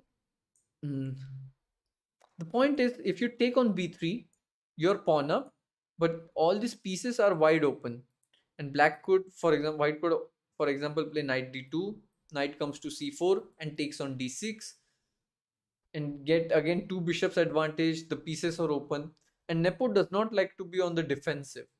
So Nepo decided not to take the pawn. He played knight to c6, knight c4, and here Nepo came up with a very nice idea: b5, attacking the knight with a tempo. This game is so beautiful, and there are so many things actually in this game, that this game itself will take an hour of analysis, which I do not want to do right now, because there are still more games, and this game lasted for 136 moves. We cannot go in detail too much, but b5 was played, knight to e5, and I feel Magnus was not prepared, because after b5 he thought for 20 moves, 20 minutes, thought 20 moves. What am I saying? I'm going a little bit crazy. 20 minutes, knight to b4. Okay, I was watching the stream of Judith and Ganguly that day. Anish was not commentating. What happens if knight f to e5? And Judith and Surya, they were analyzing. I was in the gym on treadmill and I was watching their commentary. And when they were analyzing, they thought that knight f e5 is good for white. But I found an idea which they had missed, and I messaged Surya, and he showed it on the stream. So that's why I remember this vividly. What is the point? What does black do if knight f to e5? Anish knew it was going to be long game. Yeah, what luck for Anish. Epic. Bhagat is asking, did the psychological pressure of not being favorite hamper Nepo sir in game 6? I don't think so, Bhagat. Like, if you're not the favorite, you also have less pressure because you don't have anything to lose. You're the challenger, right? In some ways. And there's more pressure on the world champion. I think it was just a crazy, crazy fight where Magnus came on top. I don't think it was psychological pressure of not being the favorite at all. Narayani Singh, Vidit bhai neck में क्या हो गया? Take care. I hope you get well soon. Thank you so much. I just have some injury which I don't know how, why. It had been there for a month, but yesterday, last night actually, it just went 100x, and that's why I am having this. So I'm having a little bit trouble moving my neck. This is for the support. Hopefully it will get better. I'm taking medicines. Thank you for your concern. Um, Srinath, ghee did. No, not ghee did. I'm ghee did, no. Kerosene Srinath is saying, did you choose to watch Chess 24 that day precisely because Anish wasn't there? To be honest, I love Anish. I love Anish's commentary. I think all of you also love Anish's commentary, right? I mean, he's really good, no doubt. But Surya sir is also epic. And Surya sir was doing very good analysis. I actually enjoyed Surya's analysis. It was very good. Um, Somehow it was a refreshing change. But of course, we love Anish and his polls. Yeah, I think many of you love Vishy Anand's commentary on FIDE chess. I'm sure it's epic. I only saw snippets of it, but whenever I saw, I loved it. The analysis is very good on that. Whenever they're doing it live, it's very very nice. I enjoy it.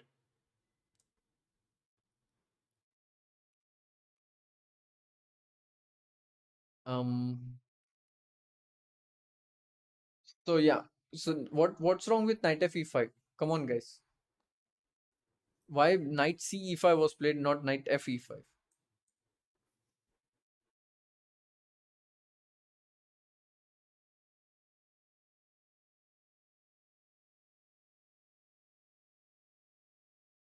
Yeah, yeah. There are.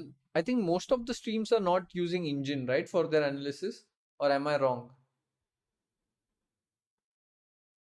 Srinath is saying how to say yes without saying yes. I'm confused, Srinath. Yeah, knight to d4. That is the point. Like the queen is attacked, and if the queen moves anywhere, then there is bishop b7, and his pieces are much more active.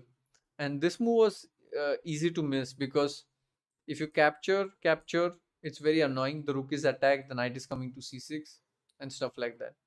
But knight e5 was played, knight b4, queen b2, bishop b7. And again, Magnus played instantly this move a3. But here, white had an amazing chance to play for a win. Not play for a win, but play for something. That was the move bishop to g5. The point is after h6 to not take on f6 but to play bishop to h4.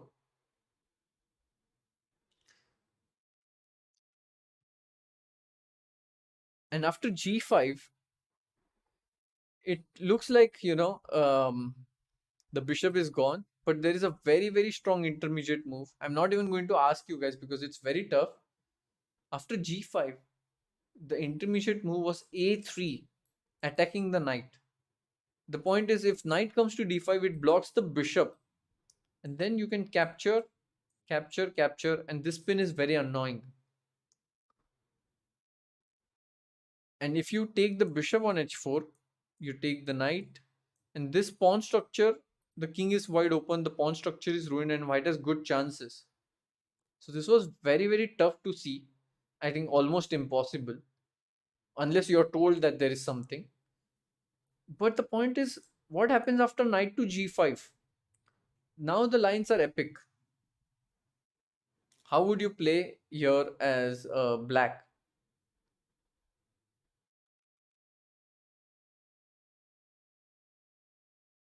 I think, yeah, if you play knight g5, I'm trying to remember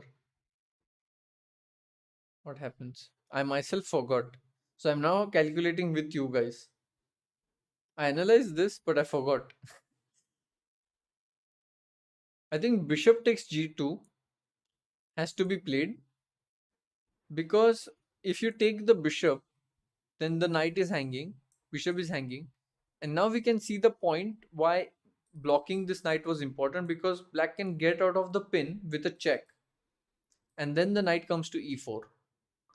So that's why after bishop to g2, white has to play some epic move like knight to h7, which is crazy. You attack this knight, and there is this pin, but black can just take it. And now again, if you take on g2, there is queen b7 check, but you don't take on g2 now, but you play a move like knight g4, as Samay and Biswa would say, crazy, crazy. The point is to attack this f6 knight. It's completely pinned. Now I don't remember what was the continuation, but there was something epic continuation here. Let me think. I don't remember at all. One second. I need to see my notes which I made. What is the point if knight to g4? It looks so crazy. The king is under pressure.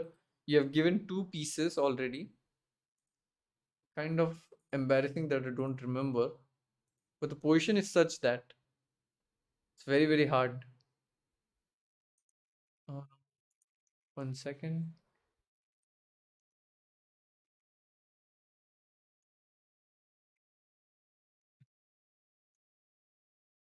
Chess is complicated, guys. It's not easy. And I'm not making it easier for you. I'm just giving you, bombarding you with complicated analysis. Sorry about that. But just like for me, it's very interesting to see these ideas personally, and shows why chess is so beautiful.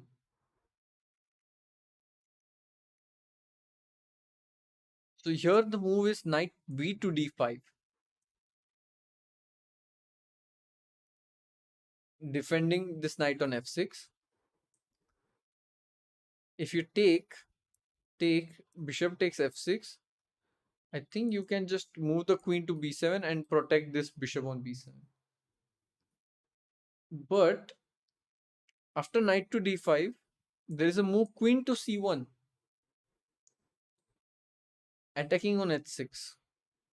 And here there is a crazy move, which like when I was analyzing it just blew my mind. Like chess can be even played like this, Bishop to e3. So many pieces are hanging. This knight is hanging. This bishop is hanging. This bishop is literally put on a square which where it can be taken by two pieces. The queen also is putting pressure. The point is to block this diagonal. Once you take on e3 with the pawn, now you take on f1, and this is kind of blocked. So I'll not go crazy and into detail, but there are fascinating ideas possible.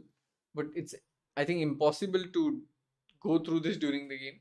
Carlsen played a6, a3, knight comes back, knight d3, bishop b6, and black is completely okay. No, Shiv, I actually saw your message. And thank you for suggesting those message. Very good ideas, definitely. Um, Here I feel Nepo is already better, and he also felt that, and he wanted to take advantage of it.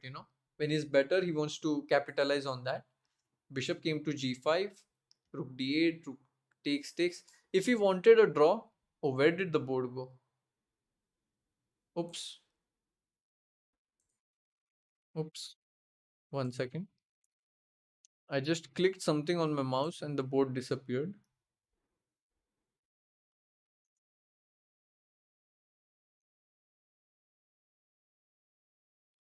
Of course, there can't be any stream without boomer moments. Of course, without a doubt.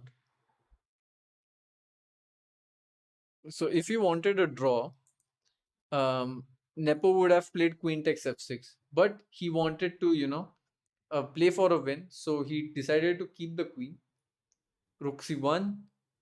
And here, if he had played e5, he would have, I think, put even more pressure on Magnus.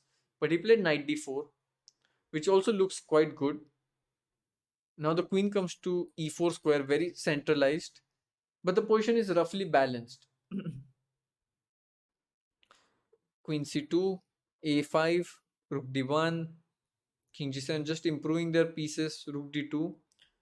And here, if Nepo wanted to make a draw, he would have easily made it, by playing this move b4. There are many possible moves, but b4 was one of the moves. So because if you take knight b4, there is a tactic. Can you find it? Simple tactic. I have bored you with tough ones. So this is very easy. Two moves. I'll flip the board even for you. How to play with black.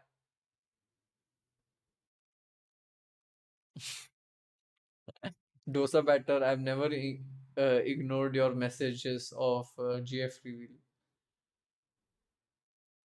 Exactly. Bishop takes f2, king f2, and then you take the knight. And this is just, if anybody is better, it's black. But Nepo got ambitious. That's what I feel. And he played rook c8, giving the two rooks for the queen. Now there was huge material disparity, and this was a crazy game. It's very like hard to explain without taking time. But the game just got equal. It's still equal, but uneven and complicated. But within the drawing margin, black played queen d5, b4. Queen d5 was attacking the pawn on b3, so b4. Black played a4 so that this a3 pawn can be a target. e3, bishop e5, h4, and h5 was kind of a mistake, but not easy to say. I think Carlsen was already down to 3 minutes here.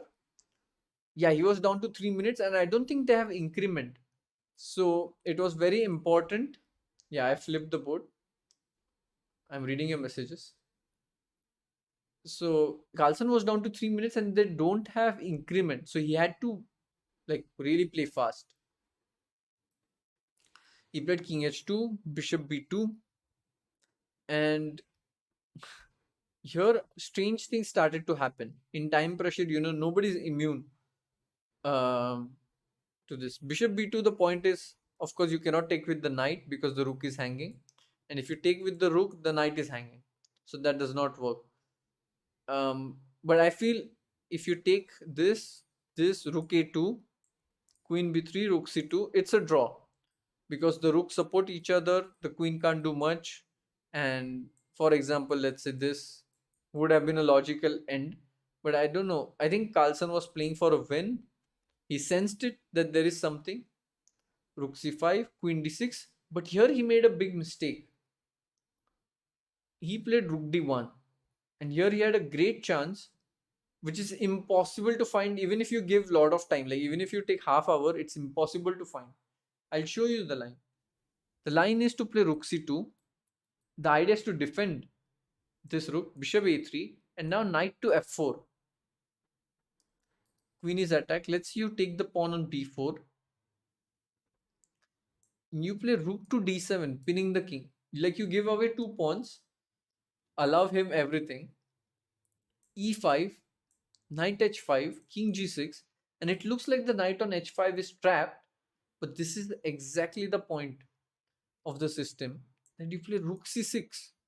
How can you see this with 3 minutes on the clock? If you give the knight, rook takes f6, and engines say that white is winning because there's no way to stop checkmate. Like, let's say you play queen e4, you take this rook, and the king is completely trapped on h5. For example, you move the bishop, then there will be some f3 move, queen e3, and rook h7 checkmate, for example. It's impossible to find it. Even if he had, I think, 20 minutes, I don't think he would have played this. This was a crazy, crazy line. But he played rook d1.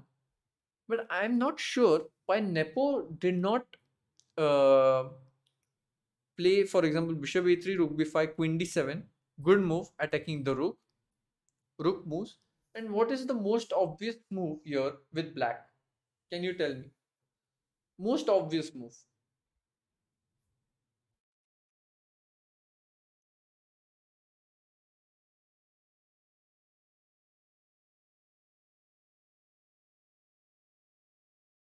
Exactly. Bishop takes b4. Attack the rook. The knight cannot take the bishop, and queen can't take the rook. But I don't understand why Nepo did not take on b4. It just wins a pawn, right? Did you guys watch the press conference that day? I did not watch it.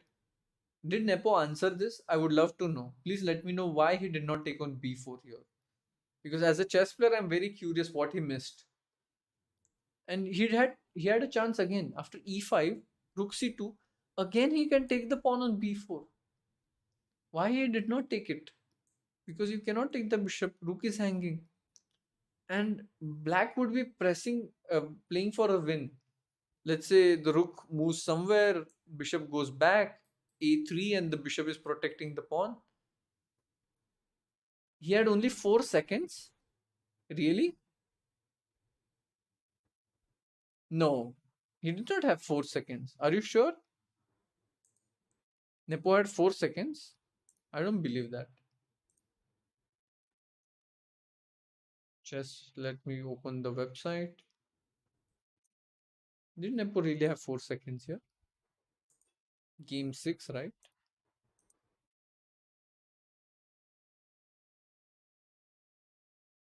No, guys, he had 7 minutes.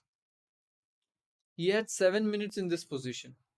It was not move 4 seconds. He had 7 minutes. At least on the website, it shows 7 minutes. Am I wrong? Yeah, exactly. Nepo was much ahead in time than Magnus.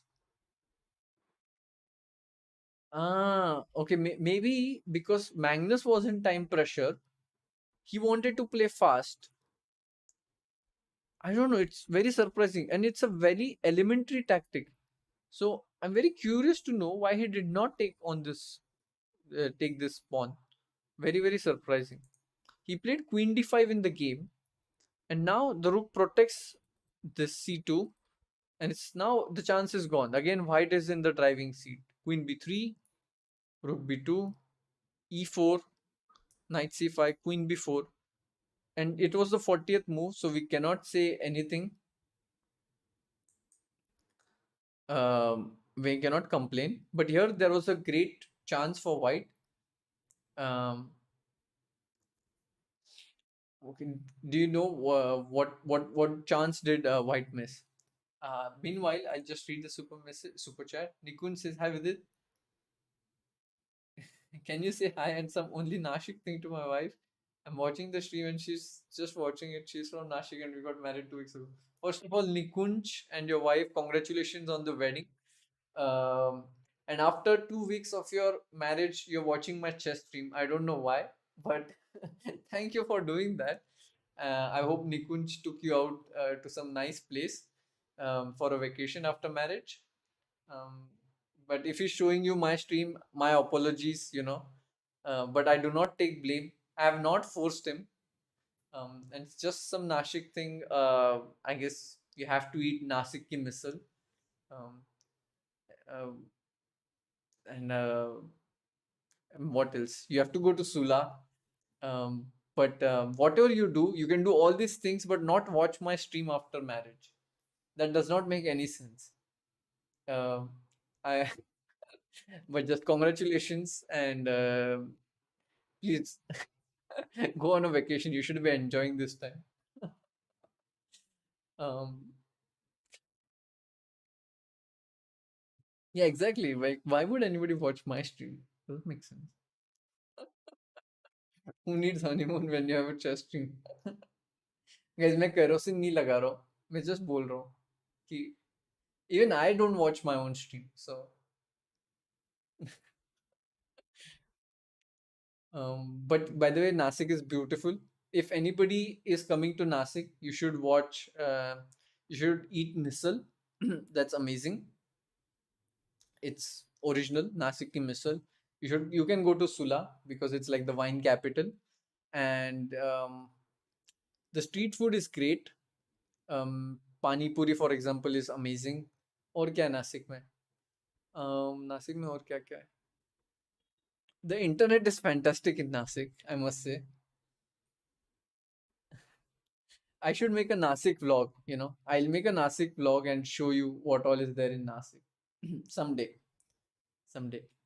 But anyways, congratulations Nikunj and your wife once again. Thanks for watching the stream. I was just making jokes. Don't take it seriously. Anyways, the move here which white should could have played is rook c2. And the funny thing is that the bishop and queen is completely trapped. There is like nothing to do. Sanya is saying the vlog will be like 20 seconds long. Yeah, aisa nahi hai. Nasik is really OG. In my next vlog, I'll tell you why Nasik is really OG. New vlog is coming. Don't worry. It'll come in like few days. Point is after f5, what to do with white? How can you take advantage?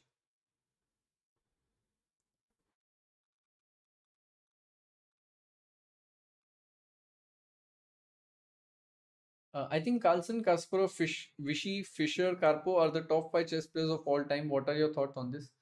Um, I agree with the list. Actually, they are really OGs. Um, Fischer was like really dominating. Kasparov dominated. Vichy is a legend. Carlsen has also been dominating for so many years. Karpov won countless tournaments when he was world champion. So they are clearly, you know, one of the best of all time. They are the goats, no doubt about that. No doubt. So the point here is to play knight a4, queen takes, and now you take advantage of the pin by playing rook c3, and the bishop on e3 is attacked. By the way, the last super chat kind of reminded me of something. Okay, let me see if it works. I have a just one second. Just one second. This is going to be a funny thing.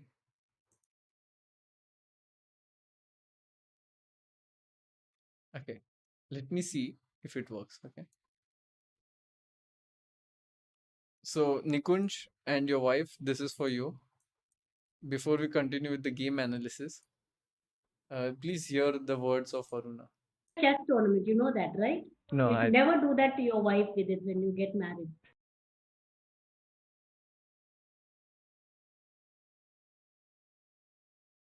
Honeymoon was in a chess tournament, you know that, right? no, You should never do that to your wife with it when you get married. He was 2 years old. What do you want? That's right, but when he gets married, I'm saying. Okay, point noted. Point You noted. should give him advice. He's a young boy. Come. I would take any advice. No worries. Never take your wife to a chess tournament. Very bad idea. Never ever. Like, Not never ever. That depends on her. If she's a chess player, what will you do? That's At true. least for a honeymoon, Have it separately planned. separately. Separately would be nice always. Honeymoon was in a chess tournament, you know that, right? No, You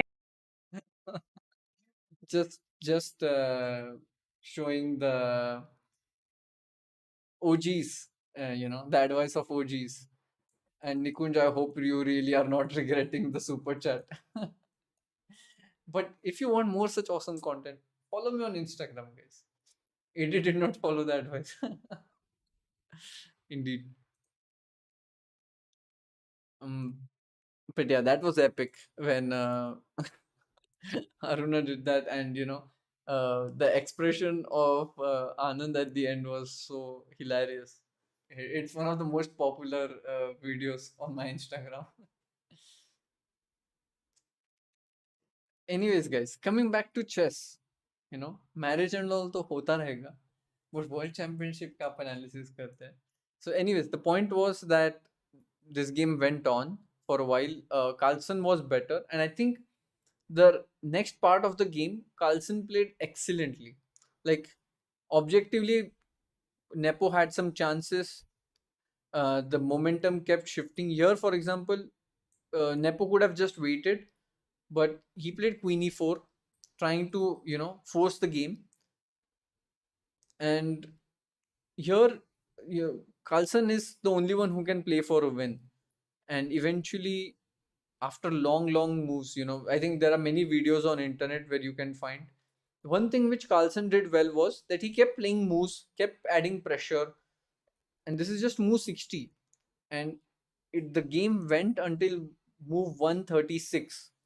Eventually he managed to break through the resistance. You should watch this game at your own pace, and learn from it. It was epic. I'll not go into detail because every move it will take a lot of time, but this was the key. And I think after game 6 somehow Nepo was discouraged naturally because you have lost, and yesterday's game just put him in under like big pressure. He lost the second game, and now with 2 games deficit, I don't see him coming back, to be honest. Like 99.99% I feel it's the match of Magnus. If Nepo does it, if Nepo makes this comeback, it will be the most epic comeback in history. I don't know if it'll be possible. I don't think so. But if it happens, it will be the most epic comeback, and that respect, or it will be a sensation if it happens. So let's see. There are 6 more games left. देखते हैं क्या होगा. But I believe Carlsen has already sealed the match. It's kind of an anticlimactic thing. I was expecting more tense match somehow. It's kind of anticlimactic, but let's see. He has white tomorrow. It's a do or die game for Nepo. What he comes up with. But so far, to just recap, Magnus's strategy has been to surprise him first, which kind of worked well. And whenever these players were playing a little bit fast, instantly at critical moments, they were making inaccuracies, which is natural. They are humans. They are playing at the top level. But just trying to get deep into the strategy. Nepo is trying to play too academic, too forcefully, which maybe did not work out well. And this was one of the most OG games of the matches which I missed watching live. But there are many videos on internet, you can watch it. I hope you enjoyed the entire summary of the World Championship. I could not cover the last 2 games, but I think that's still fresh in your memory. And I will come back with more streams, guys. Take care. And do check out Kasparov Chess. So I'll just show you the website. This game I was analyzing on Kasparov Chess. So if you're serious about improving, this is an OG website, OP website, not OG. By Kasparov, there is a masterclass of Kasparov, I think, on his World Championship, on his childhood games, all this stuff. I have not logged in, so I'm not able to show you right now. But there is documentary of Vashir Lagrao. I think if you just register, you can watch it. And there are many documentaries of Grand Chess Tour. I think, wait, there will be somewhere in watch section, I think. Yeah, there are many documentaries which you can just sign up and watch. Interviews with Anish. I have recorded many training videos, so you can check it out. You can just register and see.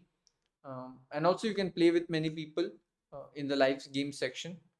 So do check it out. And thank you, Kasparov Chess, for this epic website. So if you're serious about improving chess, I'm sure you'll gain a lot of value here. Anyways, for me, my neck has been here for 2 hours straight. It has survived. Maybe tomorrow I'll come back with a stream if I'm feeling better. Right now I'm feeling quite good, so fingers crossed. Good to know that Nikunj is still there in the chat after all the roasting. Um, and thank you everyone for joining in and all the wishes. Let's see. Hopefully tomorrow I'll play a stream. I'll do a stream where I'm playing, and that is it. Just ending on this beautiful note. I think we should watch this epic video once again, and then I'll end the Never do stream. that to your wife with it when you get married. He was 2 years old. What do you want? That's right, but when he gets married, I'm saying. Okay, point noted. Point You noted. should give him advice. He's a young boy. Come on. I would take any advice. No worries. Never take your wife to a chess tournament. Very bad idea. Never ever. Like Not never ever. That depends on her. If she's a chess player, what will you do? That's At true. least for a honeymoon, Have it separately planned. separately. Separately would be nice for you.